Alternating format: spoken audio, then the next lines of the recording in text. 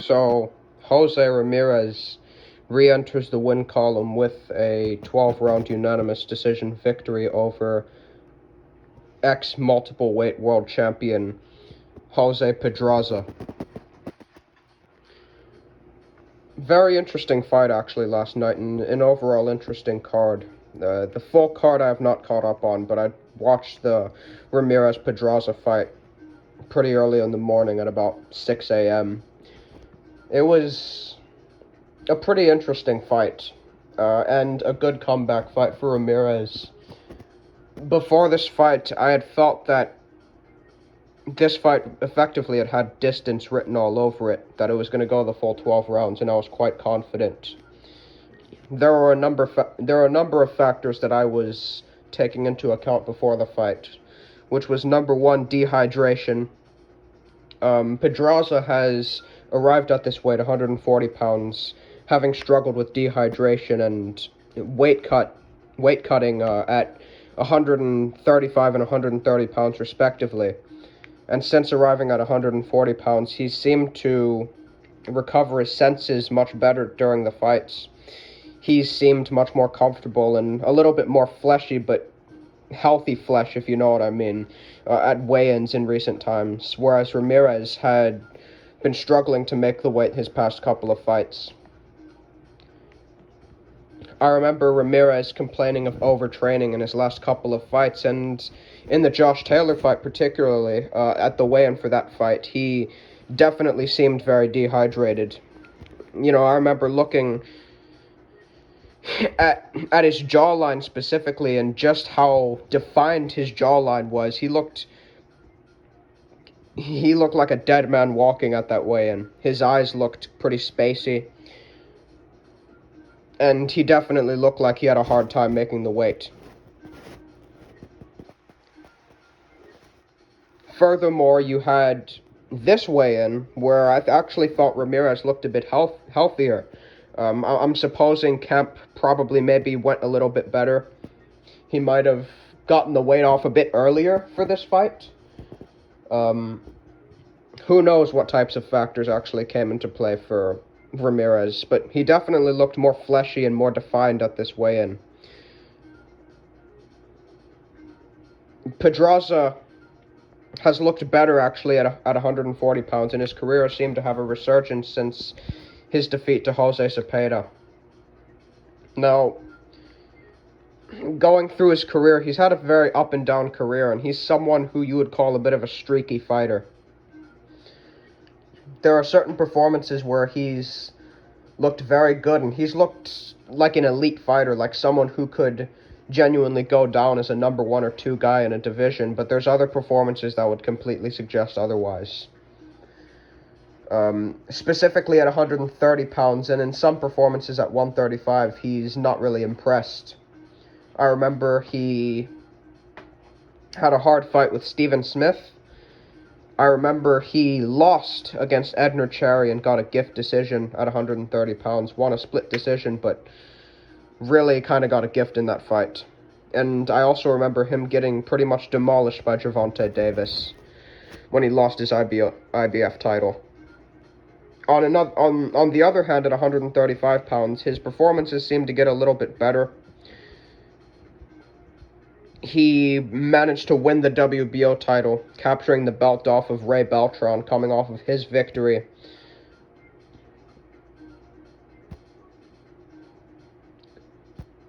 Him picking up his belt coming off of his victory against Paulus Moses when he picked up the vacant WBO title. Pedraza managed to snatch the belt off of him, looking pretty good doing so, and also fought formerly arguably the pound-for-pound number 1 at the time, Vasily Lomachenko, and looking pretty good and giving Loma several problems in that fight. Losing ultimately a wide unanimous decision, but still looking better than most against him and being able to keep up with him technically, but still getting outworked and getting beat out, conditioning-wise. And his overall physical fitness just wasn't on his level. As you saw in that 11th round where Loma picked up an incredible episode and burst managing to knock him down and throwing about 90 some odd punches in succession.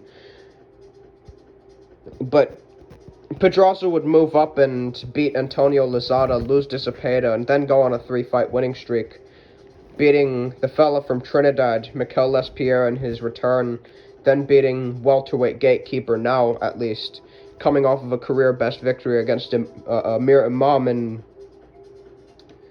it was Javier Molina. And then he managed, in his next fight, to defeat prospect Julian Rodriguez, even as an underdog.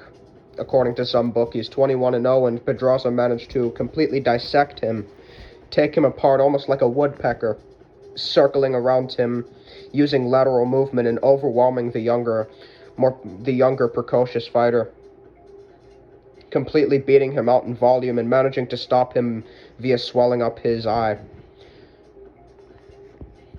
So very good performance in that regard, where he was on the undercard of Shakur Stevenson versus Jeremiah Nakathila.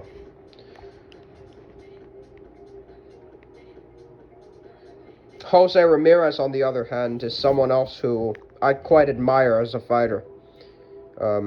Someone who's shown willingness over the past several years to fight anybody, anywhere.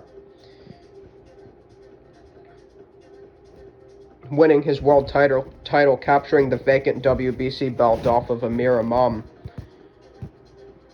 defending against Antonio Orozco, then Jose Cepeda, who obviously has since built quite a name for himself, and defeated Pedraza, which was a very close fight. It ended up a majority decision, and I personally couldn't split them. I had it a draw myself. Ramirez showed signs in that fight of certainly struggling with guys who could move. Amir Imam, to contrast, even though he's a boxer himself, and against guys like Winston Campos, he used his legs and tried to get away from him and use lateral movement. Against Ramirez, he seemed to adopt more of a stationary game plan, planting his feet and trying to pick shots off, catch and shoot in the pocket. And ultimately, it ended up costing him against a much more physical, better, more savvy inside fighter in Ramirez.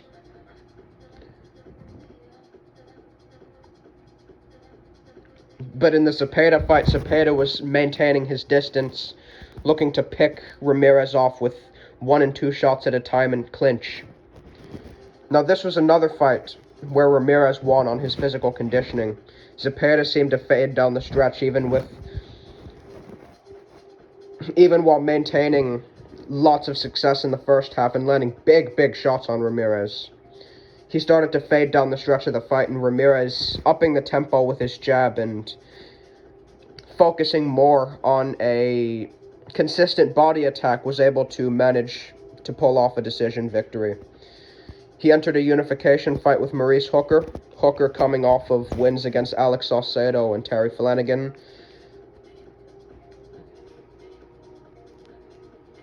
Coming into the fight with a fair bit of momentum, unbeaten at 26 wins, 0 losses, and 3 draws.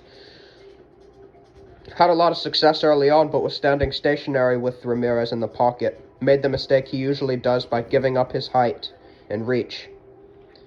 As a result, Ramirez was able to use lateral movement, getting picked off with shots early on, straight right hands and jabs. He was able to circle around the pocket and eventually get inside on Hooker and overwhelm him. And then he landed that vicious left hook in the 6th round, which eventually forced the referee to stop the fight. And then he eventually fought Victor Postal in a fight I personally thought he lost. And he ended up, in my opinion, getting a bit of a gift decision, but nevertheless he retained his belts and wound up moving into the undisputed title fight with Josh Taylor. Now, I thought he was going to end up probably getting maybe another gift against Josh Taylor, in my opinion, because one thing about Ramirez, and while I do admire him in regards to his willingness to fight anybody, and his willingness to enter unification fights, and even coming off of a loss against Josh Taylor to fight in a tough fight against Pedraza, who has cemented himself as a top 10 contender in the division. he is one who is known to get favors on the judges' scorecards. And I thought he still did anyways against Josh Taylor, but he was knocked down twice. In a fight that was really more like something like 8-4 or 9-3. All three judges had it 6-6. And so coming into this fight, that's effectively how I viewed the fight. I thought that Pedraza's mobility would continue to pose issues for him. Pedraza is someone who definitely has an advantage in foot speed. But in spite of that, he's someone who also likes to engage. And because of the fact that Ramirez does have an advantage in physicality and would be able to break out of clinches, knowing Pedraza's not a guy who really likes to indulge in clinch work and inside fighting, Pedraza could not really engage with Ramirez on a consistent basis, and he definitely didn't in the fight. He was very reticent to throw combinations, because if he did throw combinations standing stationary in the pocket with Ramirez, he probably would have been knocked out. But early on in the fight, Pedraza was circumspect and nervous. Ramirez started out the fight very aggressive. Now, his output in regards to volume was never consistent throughout the fight, but his guard was extremely active. He was active on his feet. He was moving in and out and making Pedraza guess. And Pedraza was only able to really get off work in bursts. You could clearly try to see he was looking to maybe find the uppercut and trying to catch Ramirez coming in, but Ramirez was making himself an unpredictable target, and as a result was able to outwork Pedraza in the first couple of rounds. The third round was closer, but I still gave it to Ramirez. Now the next two rounds, though, rounds 4 and 5, I thought Pedraza started to mount a game plan which would eventually work for him throughout the fight.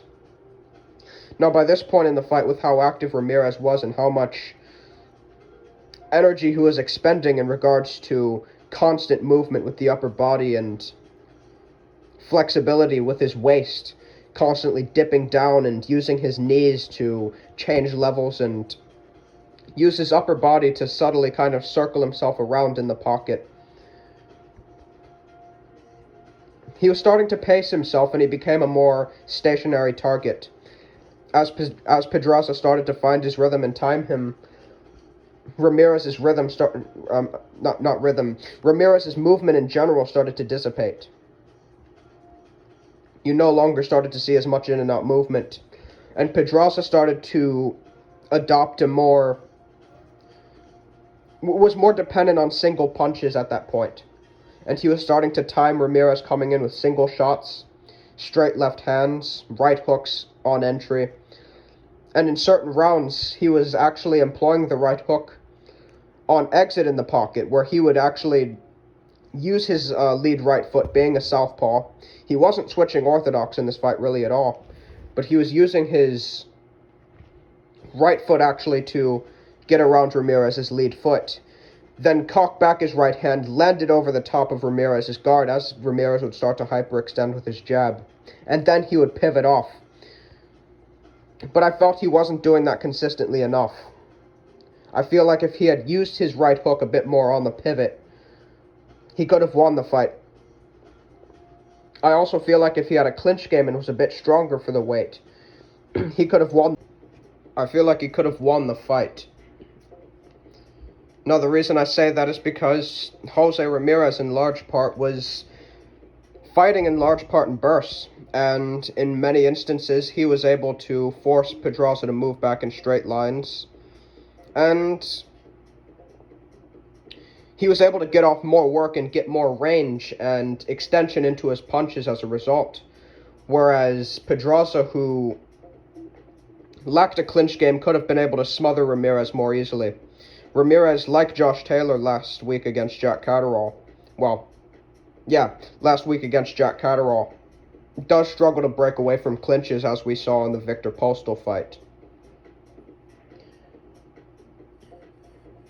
Now, Fourth and fifth rounds, I had Jose Pedraza winning. Sixth round, I gave to Ramirez, but I thought that was a bit of a swing. Seventh round, I thought was also a swing round. I gave that to Pedraza. Round 8 was also a bit of a swing round, in my opinion. I think I gave that round to Pedraza. I gave that round to Pedraza. I gave round 9 to Ramirez. I gave round 10 to Pedraza. And then I gave the next 2 rounds to Ramirez, solidifying a 7-5 victory for Ramirez. Now, as I mentioned earlier, Jose Pedraza was looking for single shots. He was uncharacteristically not throwing many combinations, and he wasn't as active on his feet as usual. He was fighting like more of a catch-and-shoot counterpuncher, like in the form of how, say, Amir Imam was trying to fight Jose Ramirez, but instead with more extension and length. Now, the biggest weakness, I think, in Jose Ramirez's game, and why he always has tough fights with mobile fighters who can fight in and out of the pocket, is because the way he fights, he doesn't fight like Chocolatito or Golovkin. He fights more like a Hiroto Kawaguchi, and what I mean by that is that he doesn't fight to cut the ring off. He fights to close the distance. He fights to get inside no matter what mechanism he has to attempt to do so. He just wants to get in close quarters or at mid-range. He doesn't fight to cut the ring off and keep guys near the ropes. Where that costs him ultimately is another factor in Ramirez's game is the fact that he commits to pretty much all of the punches he throws. When he feints, it's more to do with his upper body mechanics and how he how he leans forward and leans backwards, how he uses his wider stance to step in and out, and is able to sort of feint and lean forward with his shoulders to try to give guys different looks and change his levels with his upper body weight. He doesn't really feint in terms of trying to extend his hands or using a blinding jab. His double jab is something that he does use occasionally, which is the most in terms of hand feints that he typically uses, but this wasn't really present during the fight, because Pedraza was able to time over the left hand.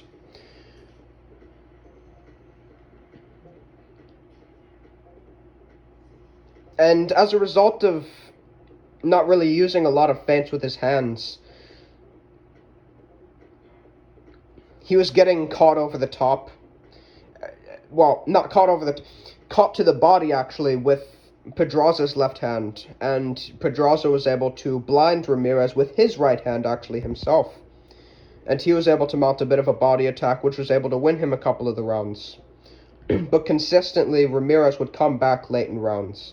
And even though Pedraza, did well, usually in the first 2 minutes of rounds, as fighters actually typically do against Ramirez, such as Postal, Ramirez always seems to come back and have big bursts in the last 30 seconds of rounds, which that lasting immediate impression of sort of recency leaves an impression on judges to give him rounds.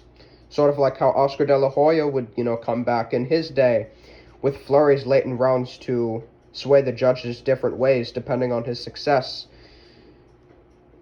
Well, regardless of his success in the previous portions of rounds. And this was a typical Jose Ramirez performance. Ramirez, against movers, tends to find himself outboxed. He wasn't really the better boxer in this fight, but because he is bigger at the weight, more natural to it, and ultimately has the energy, has the conditioning, has the power, and has the overall offensive creativity and blunt force with his shots, he was able to bring home a hard-fought victory with his pressure and with his work rate.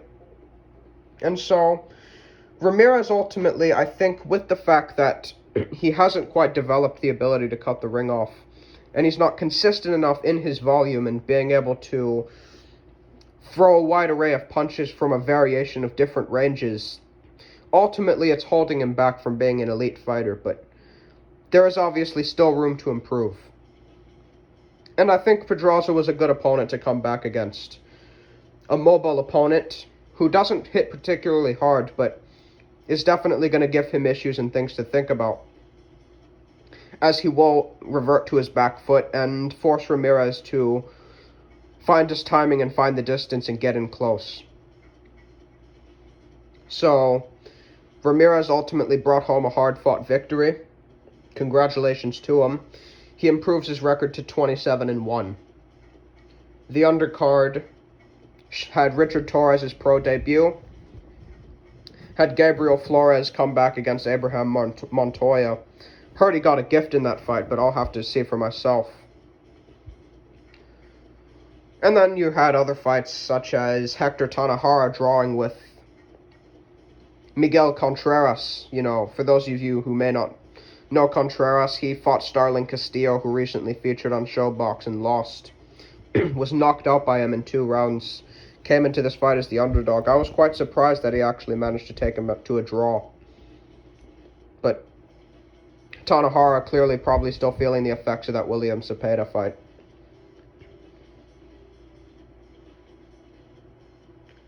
And, what else happened on the card?